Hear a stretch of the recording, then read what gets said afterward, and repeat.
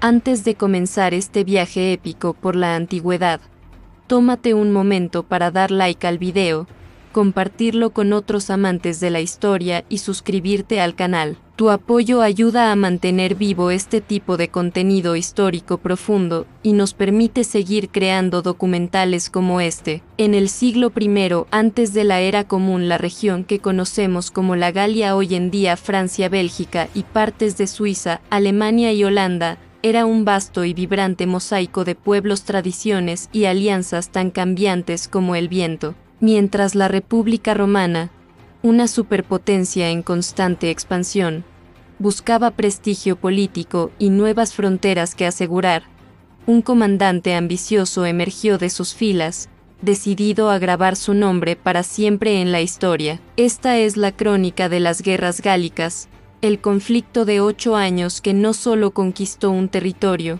sino que moldeó el futuro de Europa occidental y catapultó a Julio César hacia la inmortalidad. Para entender la magnitud de la conquista de César, primero debemos comprender qué era la Galia. Lejos de ser un reino unificado, era un complejo entramado de más de 60 tribus independientes, cada una con sus propios líderes, costumbres y dioses. Pueblos como los arvernos, los eduos, los secuanos o los helvecios compartían una cultura celta general, pero sus rivalidades internas eran legendarias y a menudo violentas. Su sociedad estaba estructurada jerárquicamente, con una clase guerrera aristocrática, los influyentes druidas que actuaban como jueces, sacerdotes y guardianes del conocimiento, y el pueblo común. Esta división interna, esta incapacidad para formar un frente unido, sería la grieta por la que se filtraría el poder de Roma. Para la República, la Galia representaba tanto una amenaza en su frontera norte como una oportunidad estratégica inigualable, una tierra rica en recursos y un trampolín para futuras expansiones. Las constantes disputas entre tribus galas no solo debilitaban la región, sino que a menudo invitaban a la intervención romana. La Galia no era una tierra unificada, y sus divisiones internas abrirían el camino a una de las campañas más decisivas de la antigüedad. Y el hombre que aprovecharía esa oportunidad era Cayo Julio César. En el año 59 antes de la era común, César no era todavía el dictador perpetuo que imaginaríamos. Era un político astuto y carismático, miembro del primer triunvirato junto a Pompeyo y Craso, una alianza que dominaba la política romana. Tras su consulado, César maniobró hábilmente para asegurarse el proconsulado, o gobierno, de las provincias de la Galia Cisalpina, la Galia Transalpina e Iliria. Este nombramiento le otorgaba el mando de varias legiones y, lo más importante, la inmunidad legal mientras estuviera en el cargo. Pero para César, la Galia era mucho más que un simple puesto administrativo. Era el escenario perfecto para forjar una leyenda. Necesitaba victorias militares para ganar gloria, riqueza para pagar sus deudas políticas y un ejército leal que respondiera solo a él. Su ambición era desmedida, y su visión a largo plazo, implacable. Para César, la Galia no era solo territorio, era una oportunidad para alcanzar prestigio, influencia e inmortalidad histórica. La chispa que encendió la conflagración llegó en el año 58 antes de la era común. La tribu de los helvecios, presionada por tribus germánicas, decidió migrar en masa a través de territorio romano. César, viendo esto como el pretexto perfecto, movilizó sus legiones. Declaró la migración una amenaza para la seguridad de Roma y marchó para interceptarlos. Tras una victoria aplastante, no se detuvo. Usando la diplomacia del divide y vencerás, forjó alianzas temporales con tribus como los eduos, presentándose como su protector contra otras tribus rivales o contra las incursiones germánicas lideradas por Ariovisto. Cada batalla era una demostración del poderío de la ingeniería romana,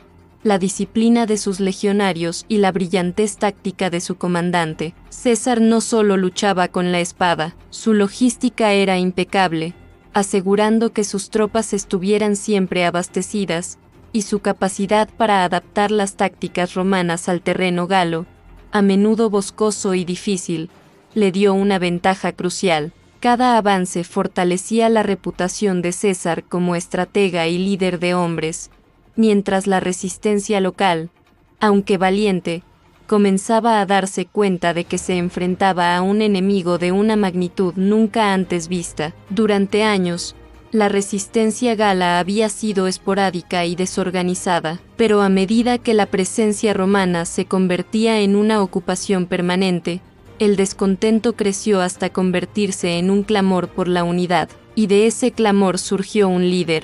Su nombre era Vercingetorix, un joven jefe de la tribu de los Arvernos, carismático, audaz y un estratega formidable por derecho propio.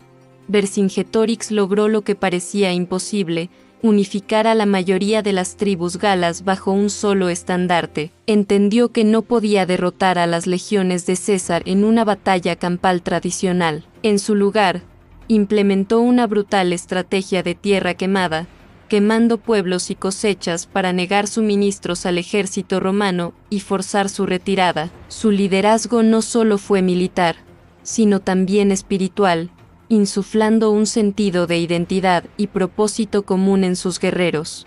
Por primera vez, la Galia hablaba con una sola voz, y esa voz tenía un nombre: el Vercingetorix. El enfrentamiento entre los dos grandes líderes era inevitable. El año 52 antes de la Era Común se convirtió en el punto de inflexión de la guerra. César, que se encontraba en Italia, tuvo que regresar a marchas forzadas para sofocar la masiva rebelión. La campaña se convirtió en un juego mortal del gato y el ratón. Vercingetorix evitaba la confrontación directa, hostigando a las fuerzas romanas y atacando sus líneas de suministro. Tras un revés en Gergovia, la única derrota directa que César admitió en la campaña, la situación se volvió crítica para los romanos. Sin embargo, en un movimiento audaz, Vercingetorix decidió reunir a sus fuerzas en la ciudad fortificada de Alesia, un oppidum situado en una colina de difícil acceso. Creía que allí podría resistir un asedio y esperar a que un ejército de auxilio galo aplastara a los romanos desde el exterior.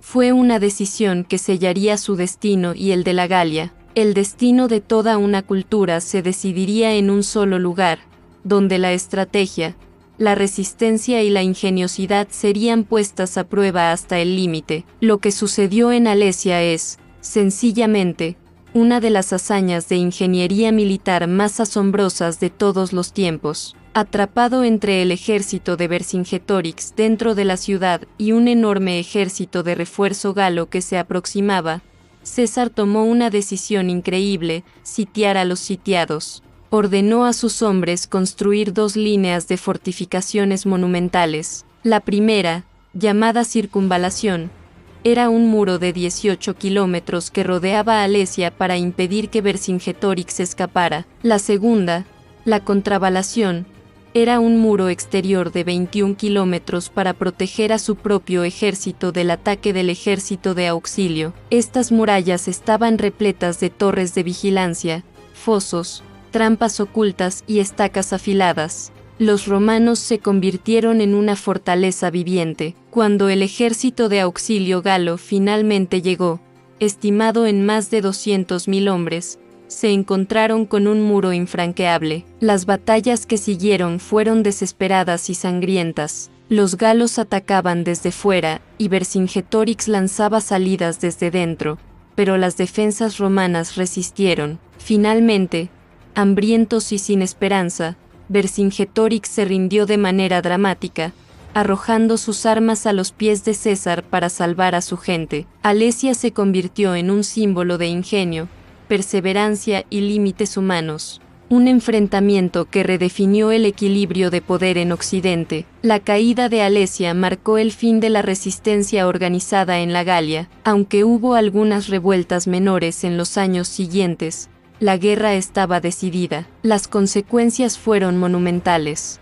Para César, la conquista de la Galia le proporcionó una riqueza incalculable, un ejército veterano y fanáticamente leal, y una gloria que eclipsaba a la de cualquier otro general romano. Este poder fue la base que le permitió cruzar el Rubicón, desafiar al Senado y, finalmente, convertirse en el gobernante absoluto de Roma, poniendo fin a la República. Para la Galia, la derrota significó el comienzo de un profundo proceso de romanización. En las décadas y siglos siguientes, la cultura, el idioma latín, las leyes y la infraestructura romana transformaron la región, sentando las bases de la Francia moderna. La influencia de esta campaña resonó a través de la historia europea, creando una frontera duradera para el Imperio Romano y fusionando las culturas celta y latina de una manera que aún hoy es visible. Las guerras gálicas no fueron solo una campaña territorial, sentaron las bases de una nueva era para Roma y para el mundo occidental. Así, la leyenda se consolidó, a través de una combinación magistral de estrategia militar, audacia política y una crueldad a veces implacable. Julio César no solo conquistó un vasto territorio, sino que también escribió su propia historia. Sus comentarios sobre la Guerra de las Galias, una obra maestra de la propaganda y la literatura, aseguraron que su versión de los hechos fuera la que perdurara. Desde las primeras escaramuzas hasta el épico asedio de Alesia, las guerras gálicas siguen siendo uno de los capítulos más estudiados y fascinantes de la historia antigua. Un conflicto que convirtió a los hombres en leyendas, destruyó un mundo para construir otro y redibujó para siempre el mapa de Europa. Si te gustó este contenido y quieres seguir explorando las grandes historias de nuestro pasado, dale like al video, compártelo con otros apasionados por la historia y suscríbete al canal para no perderte nuestros próximos documentales épicos. Gracias por acompañarnos y hasta la próxima.